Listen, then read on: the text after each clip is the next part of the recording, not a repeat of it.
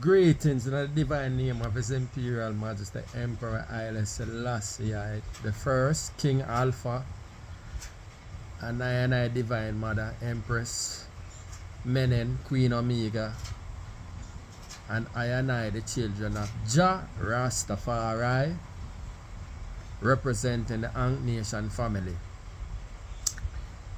Yes, ones on ones, let the word of my mouth and the meditation of my heart be acceptable in thy sight. This word sown is in relation to the ongoing Palestinian Israeli conflict, and I just go Lego a few words sown upon it. Now, the ongoing conflict between the Palestinians and the Israelis are a travesty in human relations. To fully grasp the conflict, the root or causation must be revisited. The Jewish-Israeli perspective is based on biblical pronouncement or ancestralship.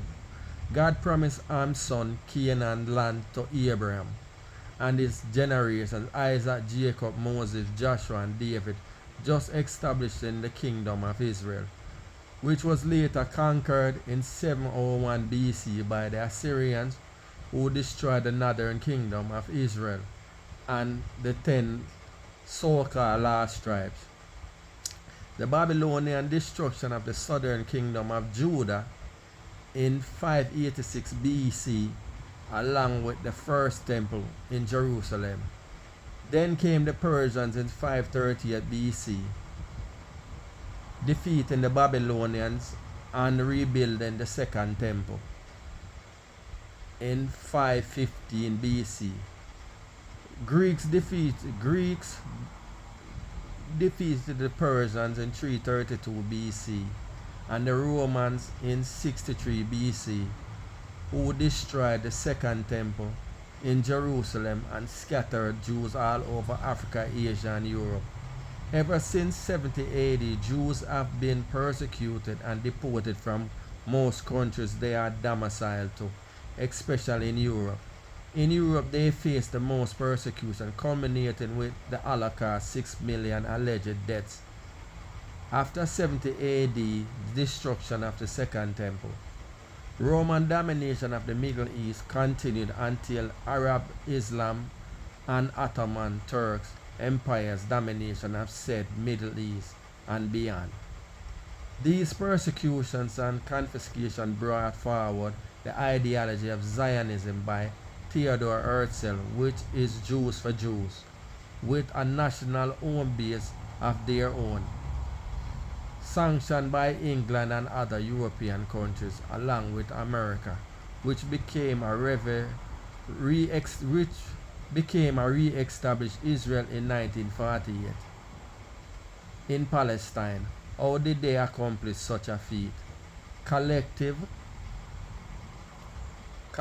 economics, collective security, simply pooling all their resources from all countries Jews are domiciled to for their own survival, is intricately connected to the land they call Israel. The Jews never allowed England to manipulate them like how they undermine the tactics against the Arabs. Through early infiltration of Palestine marks behind Jewish pioneership and farming, buying up land from greedy Palestinian land barons for exorbitant prices, which they developed settlements called kibbutz along age-old Israelite boundaries. Kibbutz are communal settlements that everything is owned by the community. Also, these kibbutz was secret armed storage factories and manufacturing plants. The first of these settlements was established in 1909 called the Ghania. Note how long Palestinians' occupation and displacement started by Jewish Zionists. This was way before Hitler and the Holocaust. Zionist influencers like Chaim Weizmann upon David Lloyd George Prime Minister of Britain. Britain's foreign policy is called the Palestinian Mandate of 1940. This brought forth the Balfour Declaration of 1917, which is essentially sanctioning of Jewish statehood. This gave rise to young Zionists like David Ben-Gurion, who became eventual first Prime Minister of Israel. Also Zeev Zabotinsky, paramilitary leader of the Haganah. The Haganah is a paramilitary group responsible for the defense and offense of a formative Israel.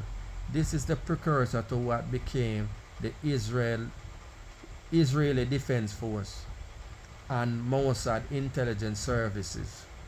These participants went on to make Israel a reality on May 5, 1948. This is a testament of how Jewish collective initiative is applied to making Israel a living reality by any means necessary. The Jews executed the vision of Marcus Garvey's one God, one aim, one destiny, and collective security. On the Arab side of the equation, the Balfour Declaration represents Britain's betrayal of Arab statehood and Arab nationalism led by Sharif Hussein and his son Faisal and Abdallah of the Hashemite dynasty, who are descendants of Prophet Muhammad. The Arabs allowed themselves to be duped by Britons to destroy the Turkic Ottoman Empire. Britain fostered the Arabs' dream of statehood while Mark Sykes was signing secret deal with France, Francois Picot, called the Sykes and Picot Agreement of 1916, which essentially killed the Arabs' dreams of independence, which France took charge of Syria and Lebanon. This led to the bitterness of the Arabs today, and the ongoing conflict is in the Middle East centered around the Palestinian and Israelis fighting, playing out as Arab terrorism and Jews defending themselves against such attacks. The Arabs' refusal of the two-state initiative proposed by the Balfour Declaration. The Arabs felt like they have superiority in numbers, plus they have been occupying Palestine for thousands of years. So why should they share their homeland of Palestine with these new arrival Jews out of Europe and America? The reality is occupation and oppression and domination of Jews over Arabs. Hence, the recent attack of Hamas against a Jewish settlement celebrated the Simchat Torah holiday. Hamas know that they don't match up to Israeli military superiority backed by America, with England and France in the shadows. Hamas is just the face of Arab resistance towards what they feel as injustice and betrayal. These kind of attacks is to shed light on Israelis' continued oppressive genocidal measures against them. Taking away their land is one thing, but deciding if they eat, sleep, drink, or live is now about survival.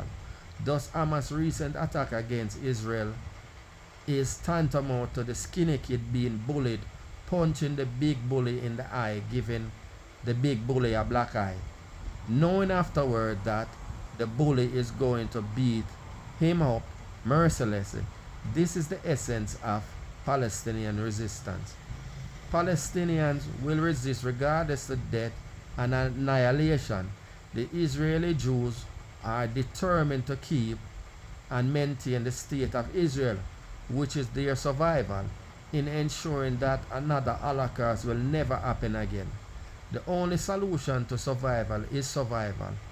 How both these people will rectify, history will decide.